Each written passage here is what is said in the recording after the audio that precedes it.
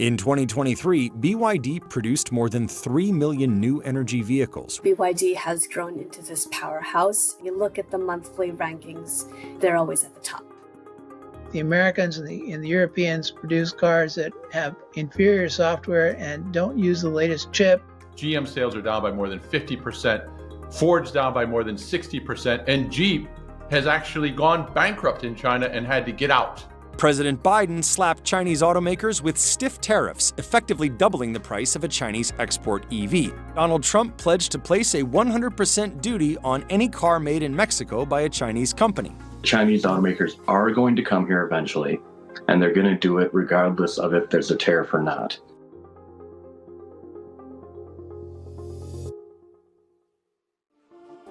In the world of electric vehicles, Tesla has reigned supreme. But its days as top dog may be numbered.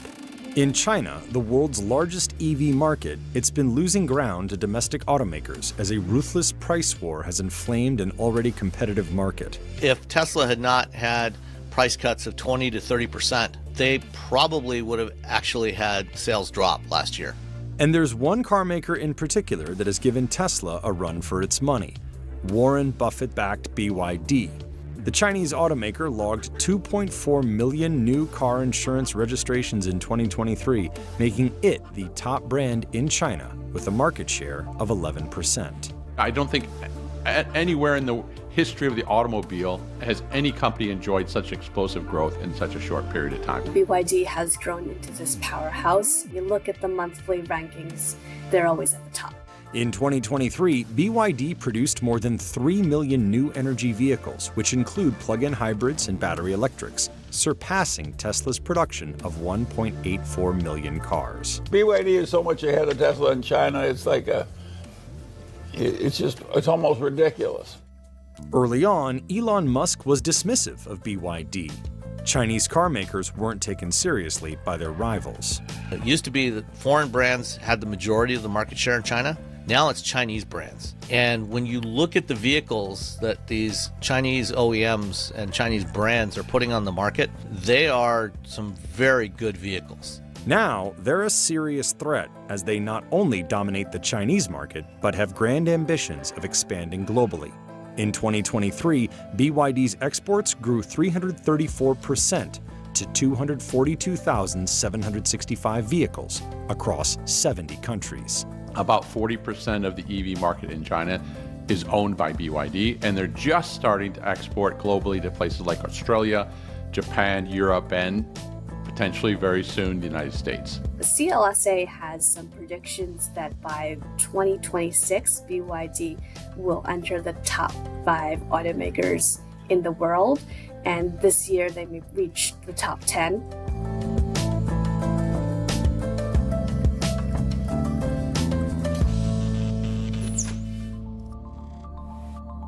BYD, short for Build Your Dreams, was originally started as a battery company in 1995 by Wang Chuanfu in Shenzhen, China. It started out in the 90s as a manufacturer of batteries for cell phones. And for the first 10 years, low cost was their magic formula. We're going to undercut all the competition. After building a successful business supplying customers such as Motorola and Nokia, it decided to enter the auto business. It bought Xi'an Qin-Chuan Automobile and launched its first internal combustion car in 2005, the F3. In 2008, it launched the F3DM, a plug-in hybrid EV. I remember driving in and riding the earliest BYDs. They were called the F3 and the F1, inspired by Formula One racing, which is almost comical because their cars were these sort of mediocre commuter cars that were powered by Mitsubishi engine. In 2010, it unveiled its first fully electric vehicle, the E6. It was progress, but it wasn't perfection still. Taxis would buy the electric vehicle because they got incentives to do so, but very few private individuals had any appetite for BYD cars. The company's auto division didn't see much growth through the 2010s. Sales increased, but only gradually. Profits on those sales were mediocre. In fact, in 2018 and 2019, BYD's sales year on year were declining Up until very recently, it was on the fence whether or not it was going to make it as a car company. However, it managed to turn things around. In 2019, I saw some of their new products called the Tang and the Han, designed by German designers, world-class designers. And the first time you see, ooh, these are actually good-looking cars. There's potential here. In 2022, the company stopped production of its ICE vehicles, focusing on building battery electric and plug-in hybrids. The majority of their cars are in the mass market, so that helps with volume. And they've also not completely shifted into pure electric vehicle at once. BYD is backed by Warren Buffett's Berkshire Hathaway and considered entering the U.S. market in 2008 when Buffett acquired 10% of the company. Warren Buffett himself said, "I'm betting on the man. I don't understand the technology. I'm not sure about the China market. Will EVs take off or not? But this guy is 1 in 10 million." So he recognized something special in Wang Chongfu. And it's with that he gave his blessing to an investment, about $250 million. A lot of the reason why he invested was because of the battery business, more so than the vehicle business. And that has grown dramatically along with their vehicle sales. BYD's stock is up over 1,400% since Buffett first invested. Berkshire Hathaway did pare down its stake in the company, selling more than 60% of its shares since last summer. Why would he draw down? So one is geopolitics. As he's mentioned with Taiwan, he said, "I don't like TSMC because of the location." Second thing going on, Tesla ignited a price war about 1 year ago at the end of 2022. And that price war has been ferocious, so much so that most EV makers in China are losing money today. There's only Tesla, BYD, and a couple others that are actually able to make a profit. At the core of BYD's winning strategy, price. Many of its vehicles undercut the competition. In Munich just a few months ago, they launched the Seagull, priced at, get this, $11,500. Very competitive in the segment of $35,000 and under. Its expertise in batteries, typically the most expensive part of an EV, has helped here as well. BYD designs, develops, engineers its own batteries at scale. So not only they have the capability and the capacity for their own products, but they're also supplying batteries globally with plans to build battery plants all over the world. They are one of the top companies in the world building lithium iron phosphate batteries in particular. They cost about 30 to 40% less per kilowatt hour to manufacture. And LFP batteries are also extremely durable. They last a long time. As a leader in battery technology, it actually supplies batteries to other car makers like Tesla, Toyota, and Kia. In 2020, it launched the Blade, a lithium iron phosphate battery that the company touted as a breakthrough in high energy density with high levels of safety. By many accounts, BYD's Blade battery is best in class globally right now. What they've done essentially is to maximize the energy density, and this is attractive to everyone in the industry.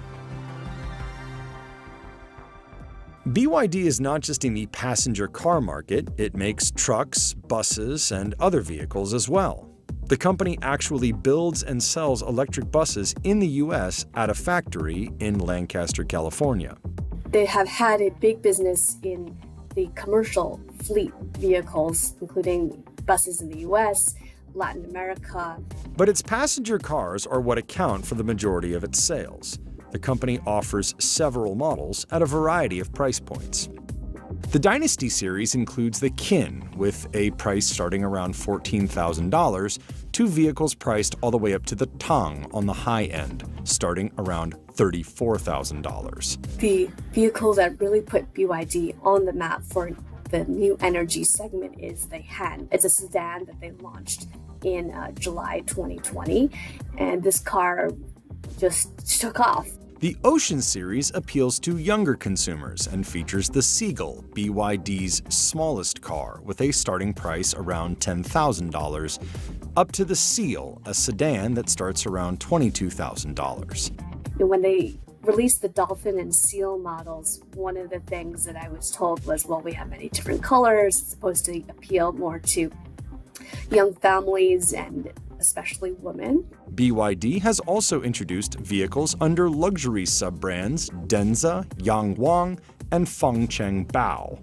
Denza, a joint venture with Mercedes-Benz created in 2010, introduced a few EVs for the Chinese market before undergoing a restructuring in 2021. Mercedes has since reduced its share to 10%, but BYD has continued to develop new vehicles, starting with the D9, a luxury minivan, the N7, a direct competitor to the Tesla Model Y, and the N8, a larger SUV. Yangwang, created in 2023, targets the high-end segment with a supercar, the U9, and a luxury SUV, the U8.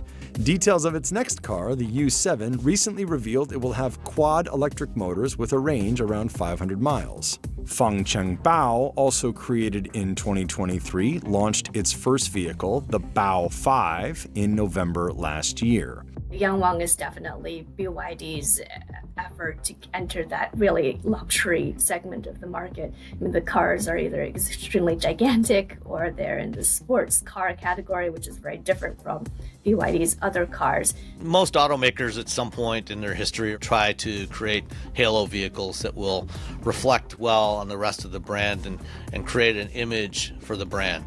And BYD is no different. It's a sign of their growing confidence. Say, look, we can do what Ferrari or Lamborghini or Porsche can do just as well, if not better. Being the leading electric car maker in China, BYD has set its sights on bringing its cars to other markets. Starting around 2018, 2019, market slowed and margins started to drop, and all Chinese automakers said, uh-oh, if we stay still in our domestic market, we're going to drown in overcapacity and hyper competition. And we're already seeing that play out. It's already a major player in Southeast Asia, where it has 43% market share in EVs, and is currently the top-selling EV maker in Thailand, Brazil, Colombia, and Israel. In Thailand, they were basically non-existent in the market a year ago, and just in the last few months, they've become the top-selling car brand. And I believe they also have targets to double their sales in the Philippines and Singapore this year. Last year, the company started selling in Mexico and is looking to enter Japan. They just are launching the Dolphin in Mexico now, increasingly growing into other markets in South America where Tesla doesn't really have as much of a presence right now.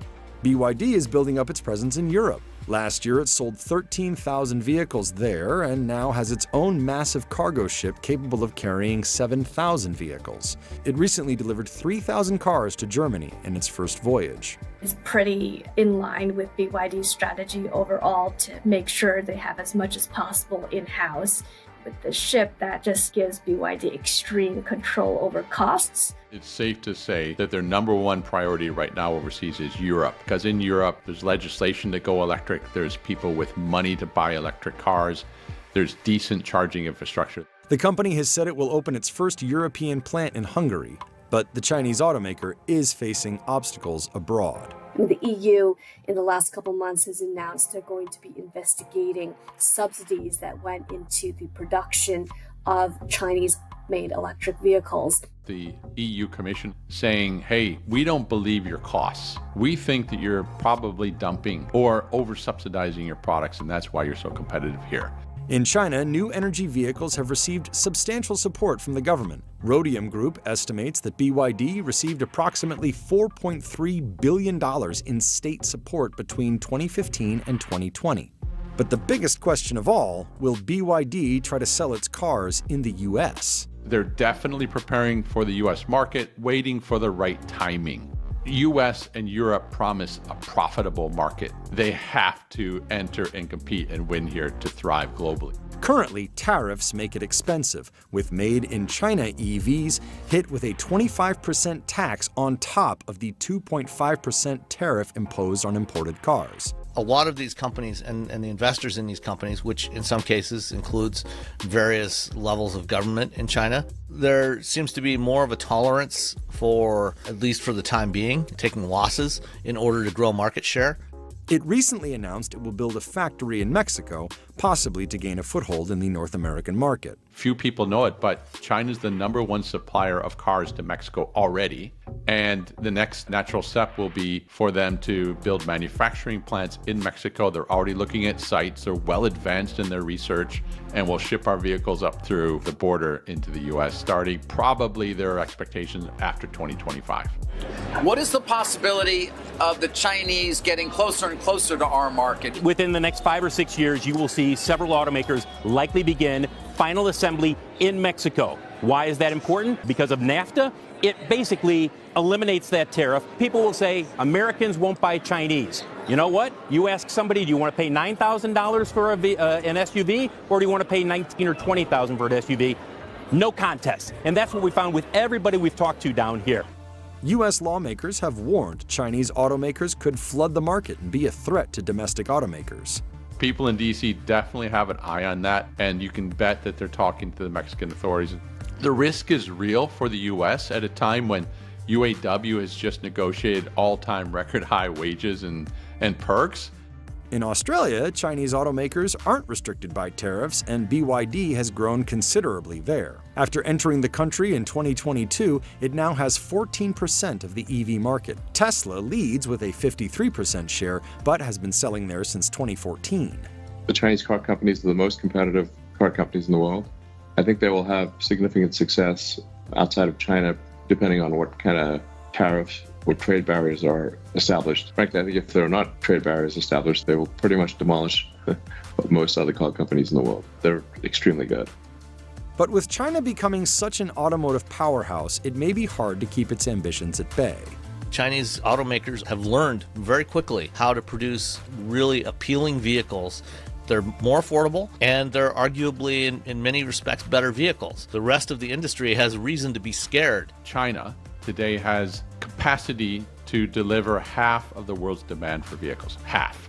And given their strength and their low cost and their increased designs and improved quality, you start to wonder, like, what is going to stop this juggernaut?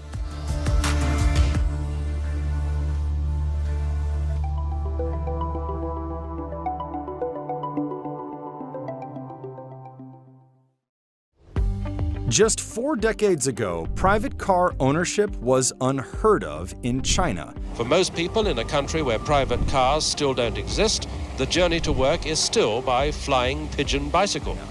And there was almost no auto industry in the country. But now it is the largest auto market in the world by far. Some of the biggest beneficiaries of this meteoric rise were foreign automakers, including American ones. They made piles of money. But the good times have come to an end, and their future in the country is seriously threatened. Detroit is under pressure in China, and that for the same reasons they're losing in China, they could very easily lose globally. Lured by the promise of access to a burgeoning market of, at the time, more than 1 billion people, global automakers agreed to strict trade rules and taught inexperienced Chinese partners a lot about making cars. For a long time, it was worth it. Foreign companies enjoyed prestige and popularity, but Chinese firms caught up fast, to the point that foreign firms are now being pushed out. The new market isn't quite like the state-owned industry one might imagine. Many top firms are privately owned. There are fewer restrictions. It's highly competitive. New models can come to market in a fraction of the time it takes automakers elsewhere in the world, and always at lower prices. Increasingly, Chinese consumers prefer to buy Chinese brands, and the CEOs who run these companies have close and direct relationships with their customers. It's unlikely that once you've been dethroned, that you'll regain any power in the market. Despite the daunting circumstances, some say foreign firms, including American ones, need to double down. If you don't compete in China, then what are you going to do when China shows up in your backyard? How do you know how to compete with them? You haven't even tried.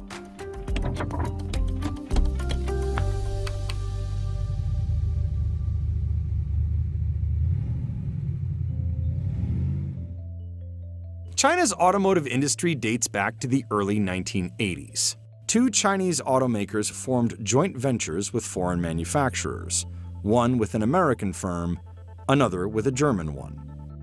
The industry was tiny at the time. The first vehicle, the Volkswagen Santana, sold 1,700 units and dominated the market. The only vehicle buyers were government institutions and the like. Concept of a family car or a private car, it wasn't, nobody was even allowed to buy cars. But reforms in the 80s and 90s opened the floodgates and created the 21st century auto market recognizable today. In 1994, one of China's top planning commissions issued the Policy for the Automotive Industry, also known as the 1994 Auto Policy. This rule allowed foreign automakers to take up to a 50% share in a joint venture with any Chinese auto manufacturer. Foreign firms could start no more than 2 joint ventures for any single type of vehicle. Later rules favored foreign automakers capable of producing cars that met global quality standards from locally sourced parts. General Motors, the biggest automaker in the world at the time, entered China in 1997, partnering with Shanghai Automotive Industry Corporation. As China's economy liberalized and grew, so did auto sales. Demand pretty much tripled in the 1990s, and around 2000, 2001, China finished its negotiations to enter the WTO, and that gave more security and reliability, predictability to foreign automakers, and China really took off. Sales grew tenfold in less than 10 years, and China became the world's largest car market that year. At its height, from 2014 to 2018, General Motors made $2 billion a year from its China operations and joint ventures. In 2017, the company sold 4 million cars in the country, about 500,000 more than it sold in North America. The Buick brand especially saw incredible success in China. About 80% of Buick's global sales were in the country, 5 times as many as in America. GM used to be the poster child for an awesome US-China relationship. At one point, the CEO from GM China told me, "Here in China, we're making more money than God. Things are great. Chinese people love our Buicks. We're bringing Cadillacs soon." And it looked like there was going to be a forever annuity for the big 3, GM, Ford, and Jeep in China. But that didn't go as planned. A quick look at the market share of international auto manufacturers in China illustrates how rapidly things have changed. GM's sales in China have fallen from that high watermark consistently since 2017. In 2023, they fell to 2.1 million, lower than their US sales for the first time since 2009. Equity income from the country, GM's metric for how much it earns in its second largest market, fell 34% in 2023 to $446 million. It fell 54% during the fourth quarter alone. Things have been downhill and accelerating downhill, so much so that GM sales are down by more than 50%, Ford's down by more than 60%, and Jeep has actually gone bankrupt in China and had to get out. So in the last 5-6 years, we've seen just a disastrous, outcome for the Detroit 3. It's very abrupt, it's very sudden, but I think it shows the maturity, basically, of these Chinese competitors. So here is how it happened. First, Chinese cars improved by a lot. When Chinese firms first started exporting, and they started too soon, as the Koreans did 30 years earlier, they didn't have the requisite quality. They failed miserably in many crash tests, particularly in Europe. And the internet was full of pictures of Chinese cars crumpling like tinfoil. 5-10 years later, they have extremely good results in crash tests, and you don't hear a word about it. A lot of that improvement was thanks to what Chinese automakers learned from foreign partners. The whole point of the joint ventures was to bring them up to speed, to make sure that Chang'an, that FAW, that Shanghai, all could come up to a point where they could compete with basically their partners and everybody else. If they hadn't seen that coming, that's on them. But Bill Russo, a former Chrysler executive who now runs a consulting firm in Shanghai, sees it somewhat differently. Cross-border investments made by Chinese investors, and some non-Chinese ones, were perhaps even more important than joint ventures in creating globally competitive brands. Nanjing Automotive Group bought the legendary British brand MG in 2005 and began making cars in 2007. Geely bought Volvo Cars from Ford in 2010 for $1.8 billion and then spun out the Polestar Performance line as a standalone EV brand. Geely also bought British sports car maker Lotus in 2017.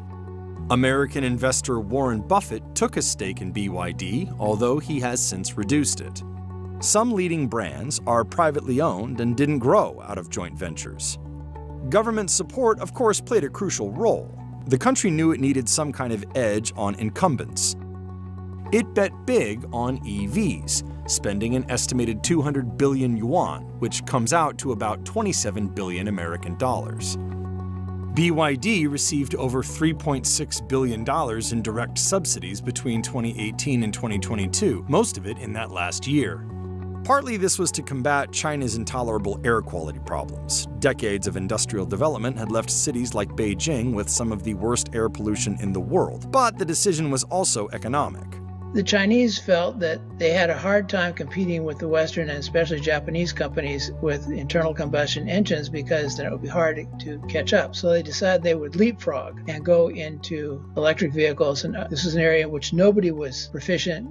In 2008, at the height of the financial crisis, the Chinese government made massive investments in transportation worth about $586 billion, including investments in a nationwide high-speed railway system, airports, and, critically, highways. The following year came tax cuts on smaller cars and incentives on vehicle sales in rural areas.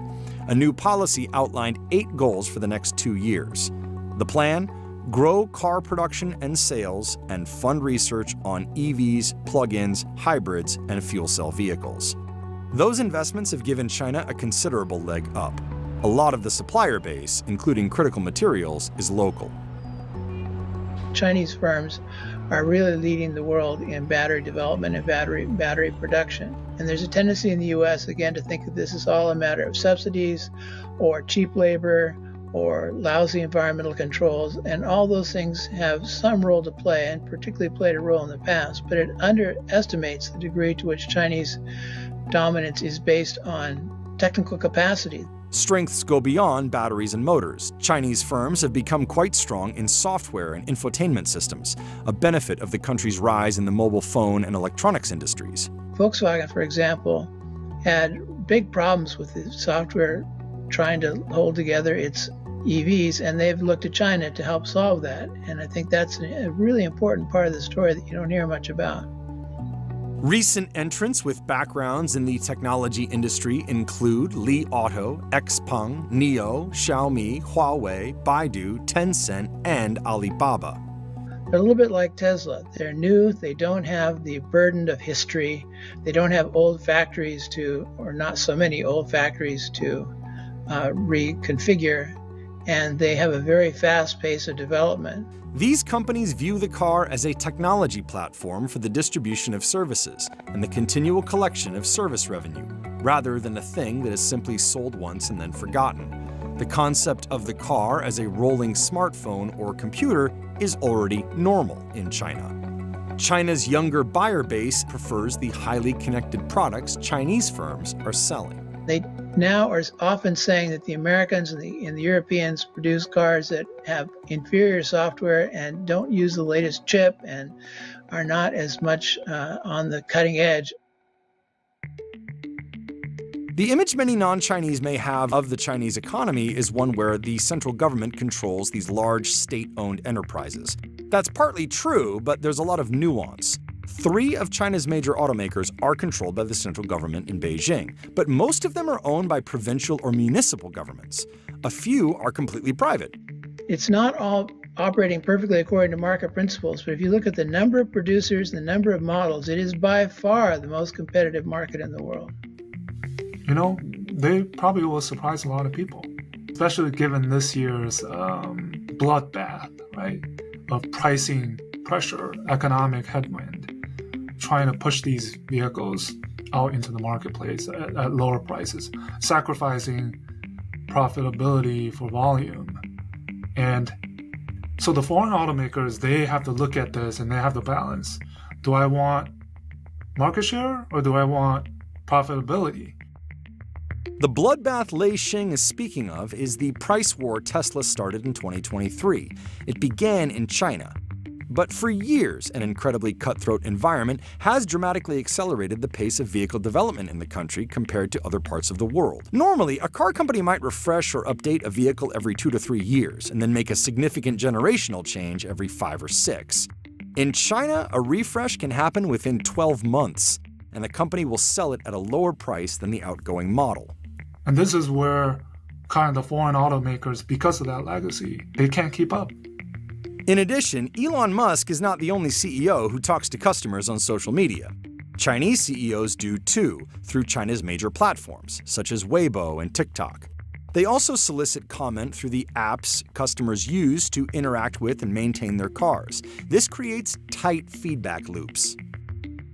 Michael Dunn, who for decades has been studying the auto industry in China and its neighbors, says politics are also to blame. If we look back at 2017, it was a year in which GM and South Korea signed this agreement to supply South Korea with anti-missile defense facilities, important ones. China didn't like that. And since then, we've seen the sales and market share of both the Detroit 3 and the Korean automakers just nosedive.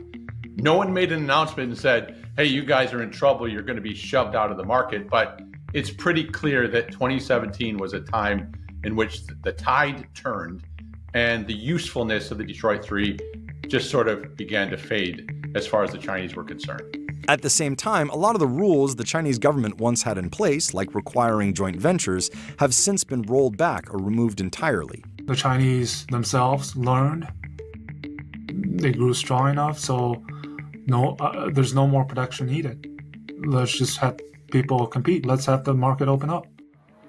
I don't want to sound overly dramatic. I just want to be realistic when I say that within the next 5 years, Ford, GM, Hyundai, Kia, Nissan, more likely than not, will be out of China. Some automakers, such as Volkswagen, the first foreign firm in the country, are trying to retrench and stay in the game. They're working with local firms and trying to move faster from decision to execution. Tesla might be in better shape than its Detroit rivals, at least for now. It was the first foreign automaker to be able to set up shop in China without a joint venture, thanks to the liberalization of trade policies. Just over 1 out of every 2 Teslas sold in the world is made in China. But even leaders face daunting odds. In my 27 years of living and working in China, what I've seen is a consistent pattern. That is, China invites in world-class companies, learns as quickly as they can the secret superpowers of those companies, and then gradually and almost methodically sees them to the exit door. And so Tesla one day will also meet this fate. You can bank on it. Russo, the former Chrysler executive, hopes U.S. firms will not back out of the country and instead invest more in local design, development, and production. My fear is most of the global automakers have delayed the investment in EV because they don't see Americans embracing the electric vehicle. He thinks foreign firms can still compete in the market and maybe even chalk up some wins. Stay in the game in the next 3 to 5 years. Don't give up, right? Invest and find some way to introduce those products, maybe even build them in China if you can't find scale in the United States. And then you at least have the hedge on the possibility of competing with China as they go global.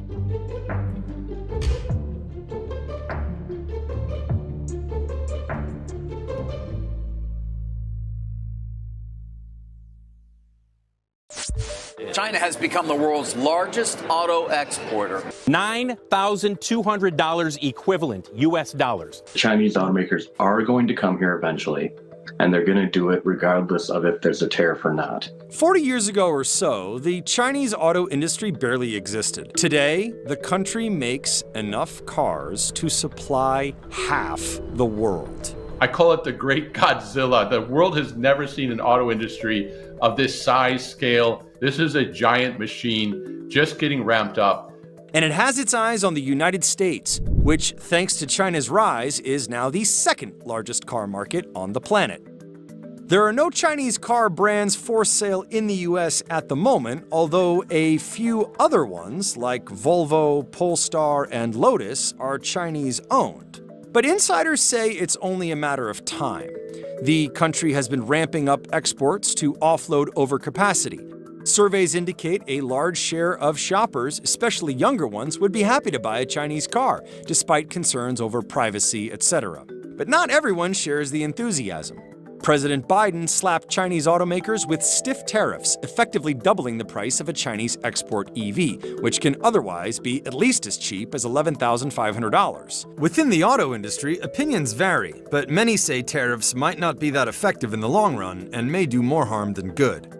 So, what are the alternatives? We asked some industry insiders to find out. For the Detroit 3, for Toyota, for Hyundai, to compete well against these Chinese brands, it's going to take something more than simply raising the tariff from 25% to 100%. I'm not exaggerating when I say what China, the challenge that China is presenting the world, including the United States, is unprecedented. You know, in the case of the Japanese and Koreans, when they came into the United States, we were able to persuade, maybe coerce a little bit. Hey, if you want to sell here, you have to build your transplant here, but they could own it. And they were our allies, and ultimately they were more dependent on us than we were on them.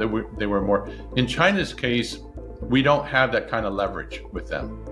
China has the capacity to make half the world's cars, 4 times as many as the US typically makes. Annual demand within the country is about 25 million units. That leaves 15 million cars for export, nearly as many as the US can sell in a good year. China sent 5 million cars to over 100 countries in 2023, making it one of the largest exporters in the world. You see Chinese cars now in virtually every market except for the United States and Canada.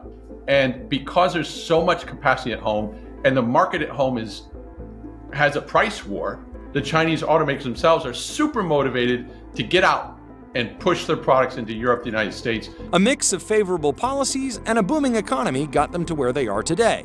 China welcomed foreign automakers into the country beginning in the 1980s, and especially after some policy changes in the following decade. Rules were simple. Foreign firms could sell cars in the country as long as they partnered with a local Chinese automaker. Chinese firms also made some cross-border investments. Chinese automaker Geely bought Volvo cars from Ford, for example. And finally, many companies are government-owned, and even private firms receive generous subsidies. EV maker BYD received $3.7 billion between 2018 and 2022, for example. In state capitalism, the objective is we're going to build a world powerhouse auto industry. To get there, we need great companies, but oh, by the way, at the local, provincial, and federal level, we'll also offer all kinds of help. So the Western automakers look at that and say, how in the world do we compete? But Chinese companies have also built strong products. When they came to the Detroit Auto Show 15 years ago, their cars were not competitive. You could see the quality issues with those vehicles as you sat in them, as you played around with them. Now, those cars are much higher quality. They are very competitive once they're hit the ground. And they pay attention to all the configuration of every seat in the car, not just the driver's cockpit. That's what I think obsoletes the traditionally designed and styled vehicle. Bill Russo, a former Chrysler executive, says the Chinese have been extremely successful in developing new business models based around software and services. Many recent entrants have backgrounds in technology, electronics, and mobile devices markets. When the iPhone came, the Nokia products went away quickly. That's what's happening in China now in the car business. American consumers are also receptive to Chinese cars. Nearly half of respondents in a recent survey said they are familiar with Chinese vehicle brands, and 76% under the age of 40 said they would consider buying a Chinese car. Consideration then declined significantly among older consumers. Grappling with this new reality, tariffs have become a popular political tool, especially with former President Trump beginning in 2018. Auto executives at the time, famously Tesla CEO Elon Musk, decried what they considered an imbalance between US and Chinese trade rules. Lately, it is the Biden administration who is focused on tariffs. First and foremost, EVs. Tariffs on them will increase from 25% to 100% in 2024. The administration says China's extensive subsidies and non-market practices have led to substantial risks of overcapacity. Chinese EV exports grew 70% from 2022 to 2023. They're also raising tariffs on an array of materials used in car making: lithium-ion batteries, graphite, magnets, steel, aluminum, and semiconductors. China controls more than 80% of certain segments of the EV battery supply chain, the administration said. That leaves U.S. supply chains vulnerable and risks national security and clean energy goals. Some politicians are pushing for even harder restrictions. The industry's response is mixed. Labor leaders are in support for obvious reasons. So is the Alliance for Automotive Innovation, the auto industry's major trade association. Tesla CEO Elon Musk criticized the tariffs, but even he had said earlier in 2024 that without trade barriers, most Western automakers would be demolished by Chinese competition. They can sell EVs cheaper than the cheapest fuel-burning cars, and according to some, are way ahead of competition in software and tech. But Russo is skeptical of tariffs. The Trump-era trade war may have been a missile aimed at Beijing, but it landed squarely on Detroit, he once wrote. Two things happened. First, the trade war drove up the costs of a lot of parts American automakers source from China or elsewhere. GM and Ford both reported that the Trump tariffs in 2018 saddled them each with an additional $1 billion in steel and aluminum costs. Secondly, it likely accelerated the globalization of Chinese companies looking to circumvent trade rules by making investments beyond their own borders. They're building factories in Mexico. They're building factories all over the world. Africa, Middle East, Eastern Europe, Western Europe, Southeast Asia. There's never been a bigger effort by China to de-China-ize its supply chain than right now. If elected, Donald Trump pledged to place a 100% duty on any car made in Mexico by a Chinese company. Policy analysts say doing so would violate the terms of the very agreement Trump made with Mexico. It might also cause further friction with the country, which in 2023 became the U.S.'s largest trading partner. In any event, executives like Russo argue that these measures are delaying the inevitable.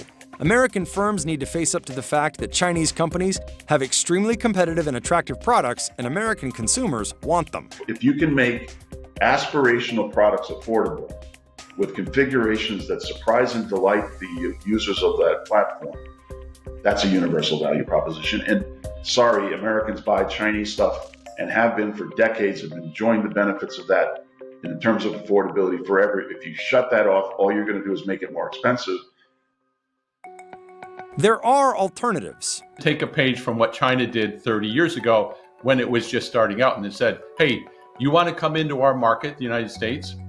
Welcome. But by the way, in order to sell here, you have to manufacture here. You have to build plants here.